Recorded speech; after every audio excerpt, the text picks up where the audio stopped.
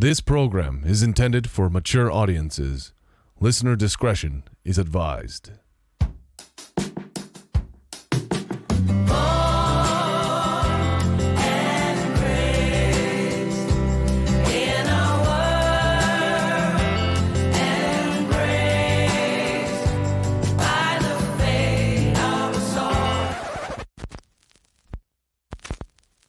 Bad Priest. Episode 4, Merzoth.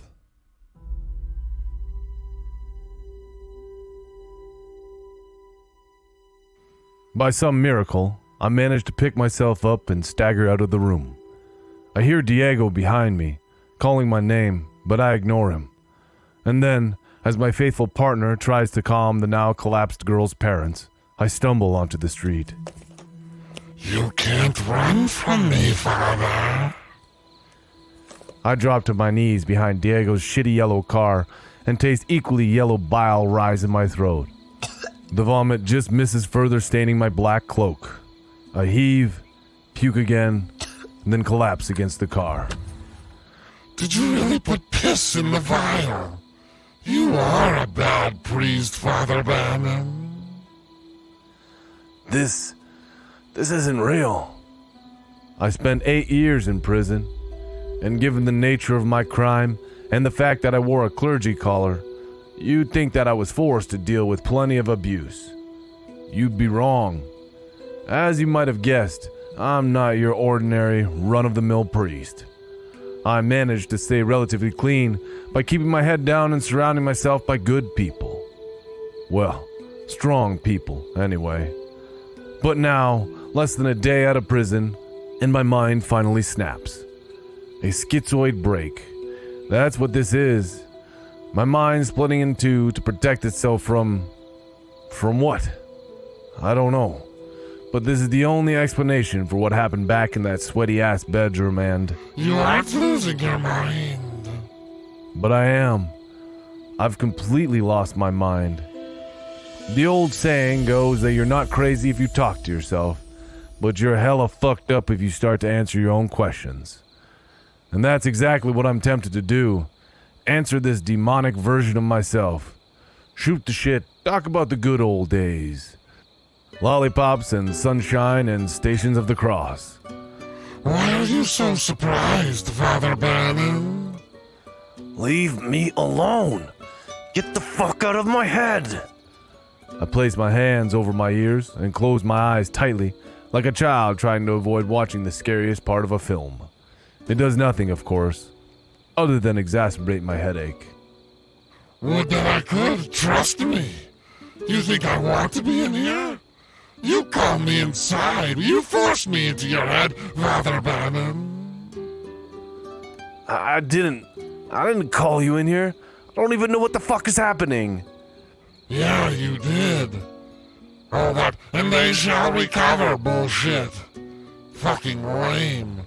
Better than I repent, I suppose, but still fucking lame. I clench my jaw, forcing more vomit back down.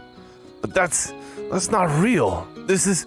I hear footsteps approaching, and I open my eyes.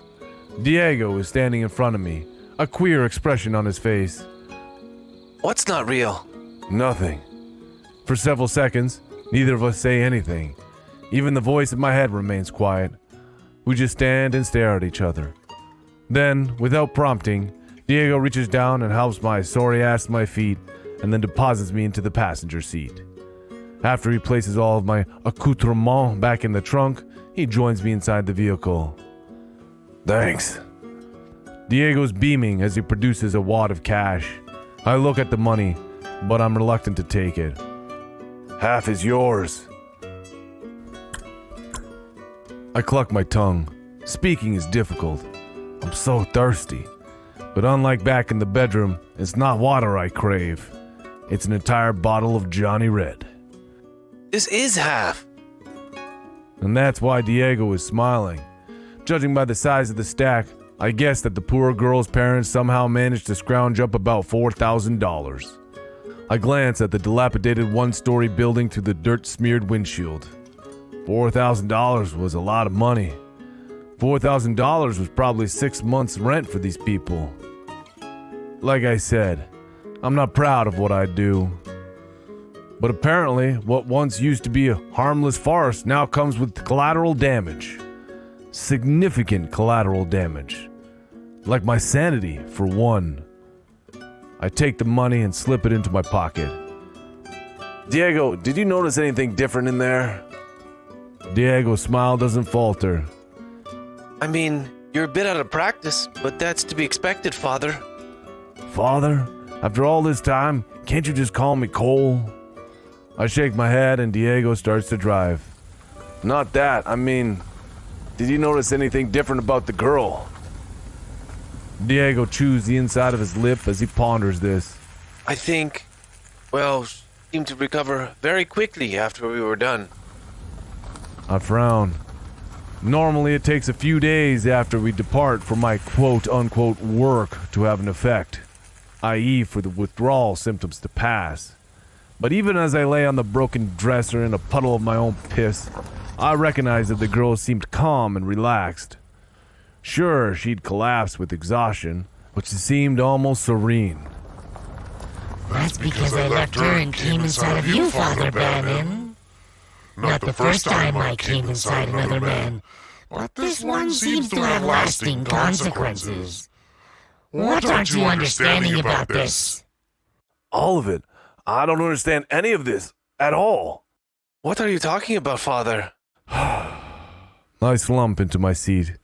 Nothing. I'm sorry, Diego. I'm just tired. My apartment? Diego smiles again. Yep. I don't know why you wanted me to keep it for you while you were inside, because it really isn't that nice. But I did. Just like you asked, Father Bannen. Diego, I could kiss you right now. Kissing leads to... Shut the fuck up. What? No, not you, Diego. Diego's looking at me as if I've gone insane, which is okay by me because I probably have. After a few moments of driving, he turns to me. You want me to take you there? To your apartment? I reach into my pocket to handle the stack of bills. Then I nod at my partner. Yeah, but there's some place I want to stop first. I lick my parched lips. I'm going to satiate my thirst, but unlike back at Denise's, there's no way in hell I'm going to stop at just one drink.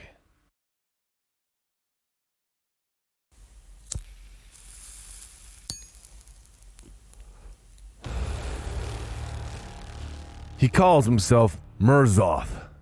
He. I'm not really sure why I consider it a he. I mean, the voice is ambiguous at best. Maybe it's my subtle chauvinism coming through. But what really annoys me is that I should know. I should know if Merzoth is a male or female because this Merzoth is a construct of my own brain. It has to be. What? You're surprised that I'm not a true believer in possession or exorcisms or any of that other garbage? Pissing into a vial and acting like it was holy water wasn't enough of a tell? Do you truly think that every person of the cross is a believer? Really? I'll let you in on a little secret. In the clergy, those who appear most devout are usually the ones who believe the least. Myself notwithstanding, of course. They don't use their faith to justify their sins. They use it as a cover for some of the most heinous crimes known to man. Yeah, I'm talking about those sins. You know the ones. The ones that the girl on the bed accused me of before the damn demon that was inside her head jumped ship and decided that my brain was just a little bit more cozy than hers. But that really didn't happen. Because that's impossible. I've lost my mind. I reach for my glass of Johnny Walker, but my movements are uncoordinated and I knock it onto the ground. I make no move to clean up the mess. Instead, I focus on the 2 remaining items that I'd placed on the table. First, there's the baggie of coke. I've already done 2 lines of the powerful shit, which probably isn't helping my decision making. But hey, if I'm going out, there's no chance I'm going out sober. Speaking of going out, the second item is the gun. It had been my father's long ago. It's a shitty revolver, the old Wild West kind with 6 cylinders. I have no idea where he got it from. Hell, I don't even know if it still works. But one thing I am certain of is that it's loaded, because I put that bullet in there myself. I slip my lighter from my pocket and stare at the writing on the side as I flick it on and off. Was this gun my grandfather's too? Did they use these old-timey guns in Nam? You don't have the balls.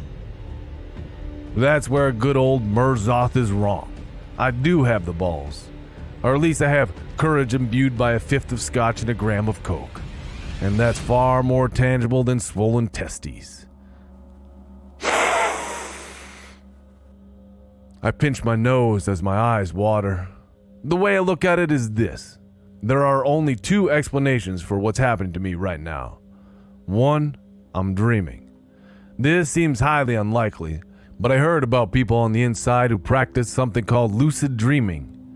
These inmates claim that they can picture themselves on the other side of the concrete walls, that they can actually exist there, move around freely. If I accidentally stumbled upon a cheat code for lucid dreaming while performing a botched exorcism, then what I'm planning to do next is of no consequence. Contrary to popular belief, if you die in your dream, you don't die in real life. The second option is that I've truly gone crazy and I'm hearing voices inside my head. My dad was a schizophrenic. When he took his medicine, he was mostly normal, but over time he built up a tolerance, and then one day, the meds just stopped working. His descent into madness was abrupt and terrifying, and it ain't for me, no way, no how. You won't do it. I'm not sure what Merzoth's endgame is here. Is he trying to get me to kill myself? I mean, he claims to be a demon. What do demons want if not death and destruction? Suicide, a cardinal sin. I'm tempted to ask Merzoth what happens if I die with him trapped inside my head, but I'm not sure I want to know the answer. Besides, as we've already discussed, answering my own questions is a clear sign that I'm descending into madness. I pick up the gun, feeling the weight of it in my hand. You're not going to do it. Is that trepidation I hear in his voice? This thought almost makes me laugh. I'm considering Merzoth a completely separate entity, an actual demon trapped inside my head. No euphemisms here, no understatements, substitutes, or downplaying. A real fucking demon, scary voice and all. I cock the hammer. Don't. A smile crosses my face as I bring the gun to my mouth. Everything is happening in a dreamlike state. Everything filtered by the drugs and alcohol dilating my blood vessels and pupils. Don't do it, Father Bannen. Don't you fucking do it.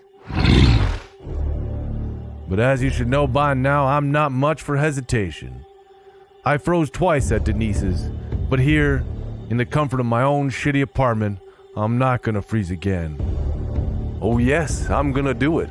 Goodbye, Merzoth. See you on the other side, pussy. And then I put the gun in my mouth and pulled the trigger.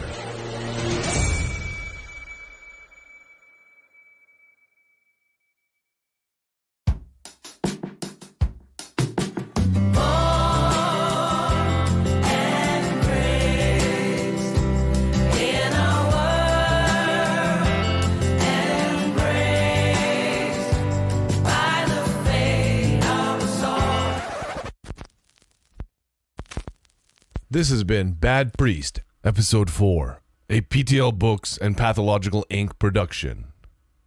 Written, produced, mixed, and narrated by Patrick Logan. If you've enjoyed this episode, please be sure to subscribe. You can also visit us on Facebook at www.facebook.com/badpriestpodcast.